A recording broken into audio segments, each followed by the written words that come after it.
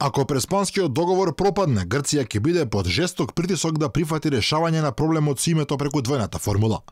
Познатиот грчки интелектуалец, професор на Универзитетот во Атина и на престижниот Принстон Андонис Лијакос, тврди дека со договорот од нивици грчката држава го достигнала врвот на своите дипломатски можности, но истовремено до крај искористила толеранцијата на меѓународната заедница. Доколку македонскиот парламент сепак не прифати да ги изгласа уставните промени со кои се менува името на државата, Грција ќе биде таа која ќе мора да попушти и да прифати прием на Македонија во ЕУ и НАТО под уставното име. Доколку Преспанскиот договор биде отфрлен, ќе следи огромен притисок за ПР Македонија да биде примена во евроатлантските институции под уставното име, со двојно име за Грција, и она влада која во тој момент ќе биде на чело на Грција, ќе се најде во пеколна состојба. Професорот Лијакос објаснува дека секоја земја има право на самоопределување, вклучително и правото на избор на име и идентитет по своја желба.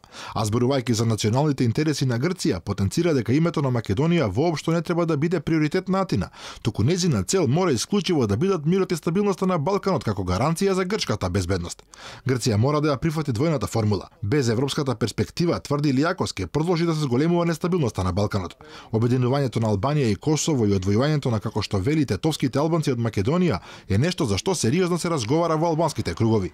Во таа смисла потребно е да се има јасна слика за можните ризици за мирот на Балканот и македонското прашање мора да биде врзано со целокупниот развој на настаните на Балканскиот полуостров, заклучува угледниот професор.